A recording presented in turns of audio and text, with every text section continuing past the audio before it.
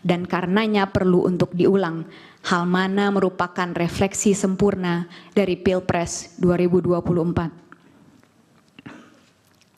Jika Mahkamah Konstitusi berkeras bahwa dirinya hanya berwenang untuk memeriksa hasil penghitungan suara yang mempengaruhi terpilihnya pasangan calon, maka sama saja Mahkamah Konstitusi melegitimasi kecurangan dalam proses pemilihan umum.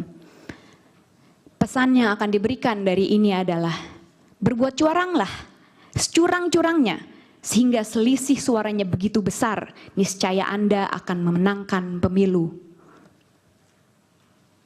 Karenanya, Mahkamah Konstitusi harus keluar dari zona nyamannya dan masuk ke area yang lebih luas demi kepentingan demokrasi yang ditegakkan atas dasar kejujuran dan keadilan.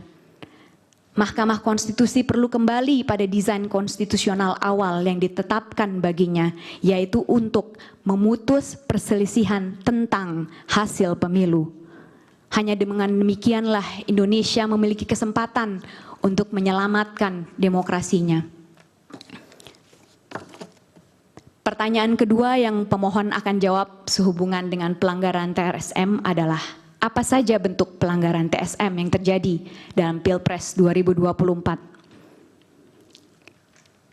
Pelanggaran TSM yang dipermasalahkan dalam permohonan aku adalah nepotisme yang melahirkan abuse of power terkoordinasi yang dilakukan oleh Presiden Joko Widodo semata-mata demi memastikan agar paslon 2 memenangkan Pilpres 2024 dalam satu putaran. Sehubungan dengan pembuktian mengenai ada tidaknya nepotisme, maka penting untuk melihat standar beban pembuktian sehubungan dengan perkara PHPU di Mahkamah Konstitusi. Sebagaimana dimuat dalam putusan nomor 1 PHPU Pres tahun 2019, yaitu beban pembuktian formil yang mana beban pembuktian awal dibebankan kepada pemohon dan kemudian beralih kepada termohon. Jikapun yang dimaksud oleh Mahkamah Konstitusi dalam putusan tersebut bukanlah pembuktian formil atau balance of probabilities, karena perkara PHPU bukan perkara perdata, maka beban pembuktiannya pun sudah barang tentu berada di bawah standar pembuktian pidana, yaitu beyond reasonable doubt. Pendekatan beban pembuktian semacam ini yang berada di atas balance of probabilities, namun di bawah beyond reasonable doubt, digunakan di berbagai negara di dunia dalam memeriksa perkara sehubungan dengan pemilihan umum. Dua contoh yang bisa diberikan sehubungan dengan standar pembuktian ini adalah di Malawi dan di Kenya, yang mana pertimbangan di Kenya adalah sebagai berikut.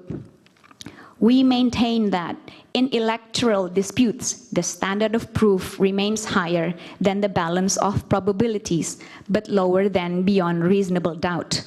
Terjemahan tidak resminya adalah bahwa pengadilan menyatakan bahwa dalam perselisihan pemilihan umum, beban pembuktian tetap lebih tinggi dari balance of probabilities, tapi itu juga tetap lebih rendah dari beyond reasonable doubt.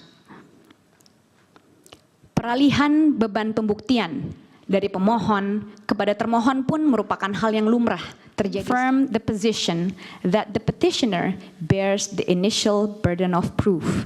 It then made it very clear that the moment the petitioner gives ample evidence in support of his grievance, the burden of proof definitely shifts to the respondent to give an explanation in answer. Terjemahan tidak resminya adalah bahwa memang pemohon memiliki beban pembuktian awal, tapi kemudian jelas setelah pemohon memberikan bukti yang cukup untuk menunjukkan permasalahan yang mereka pohonkan, maka beban pembuktian kemudian bergeser kepada termohon untuk memberikan penjelasan yang memuaskan. Nepotisme yang dilakukan oleh Presiden Joko Widodo dapat diklasifikasikan menjadi 3 skema. Skema pertama, nepotisme yang dilakukan guna memastikan Gibran Rakabuming Raka memiliki dasar untuk maju sebagai kontestan dalam Pilpres 2024 yang dimulai dari dimajukannya Gibran Rakabuming Raka sebagai calon wali kota Surakarta. lalu keikutsertaan Anwar Usman dalam perkara nomor 90 tahun 2023, sampai dengan digunakannya termohon untuk menerima pendaftaran Gibran Rakabuming Raka yang mana keduanya akhirnya dinyatakan melanggar etika. Nepotisme kedua adalah nepotisme yang dilakukan guna menyiapkan jaringan yang diperlukan untuk mengatur jalannya Pilpres 2024 yang dimulai dengan dimajukannya orang-orang dekat Presiden Joko Widodo untuk memegang jabatan penting sehubungan dengan pelaksanaan Pilpres 2024, khususnya ratusan pejabat kepala daerah. Bentuk nepotisme yang ketiga adalah nepotisme yang dilakukan untuk memastikan agar paslon 2 memenangkan Pilpres 2024 dalam satu putaran yang dilakukan dengan berbagai cara, mengadakan pertemuan-pertemuan dengan berbagai pejabat di berbagai lini, mulai dari pemerintah pusat hingga pemerintah desa, yang kemudian dikombinasikan dengan politisasi bantuan sosial, sebagaimana terlihat dari aspek waktu pembagian, aspek jumlah yang dibagikan, aspek pembagi bantuan sosial, dan tentunya aspek penerima bantuan sosial. Pertanyaan ketiga yang akan pemohon jawab sehubungan dengan pelanggaran TSM adalah bagaimana cara menyikapi pelanggaran TSM yang terjadi dalam Pilpres 2024. Menurut hemat pemohon, nepotisme sebagai bentuk pelanggaran TSM tidaklah boleh ditoleransi sama sekali keberadaannya. Karena beberapa hal. Pertama, nepotisme melanggar asas pelaksanaan pemilu, khususnya asas bebas, jujur dan adil, dan karenanya menghasilkan pemilu yang tidak berpegang pada nilai konstitusi. Padahal pemilu seyogianya berpegang pada nilai konstitusi agar dapat mencerminkan kehendak rakyat sebagaimana dipertimbangkan di berbagai negara. Di Malawi dalam perkara Arthur Peter Mutharika and the Electoral Commission versus Saulos Klaus Chilima and Lazarus McCarthy Chakwera pada tahun 2020, terjadi juga di Zimbabwe dalam perkara Morgan Tsvangirai versus Robert Gabriel Mugabe and 3 others pada tahun 2013, dan juga terjadi di Austria dalam perkara di Mahkamah Konstitusi nomor WI 6 yang dilakukan pada tahun 2016. Penyebab kedua adalah Undang-Undang Pemilu mendesain 2 jenis pelanggaran TSM, yaitu pelanggaran berdasarkan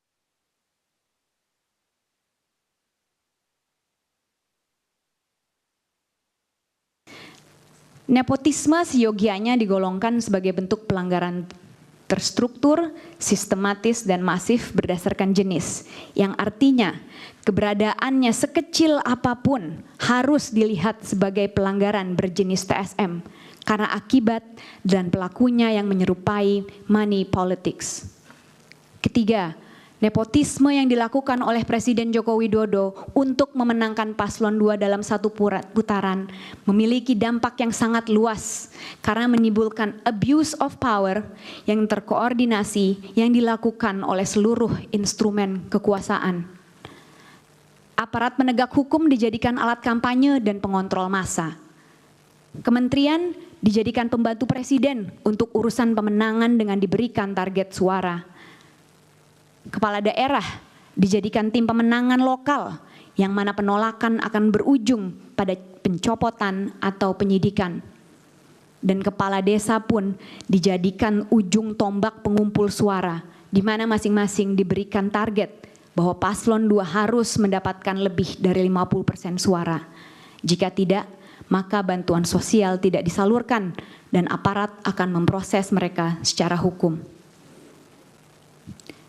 Pertanyaan keempat yang akan pemohon jawab adalah, apa dampak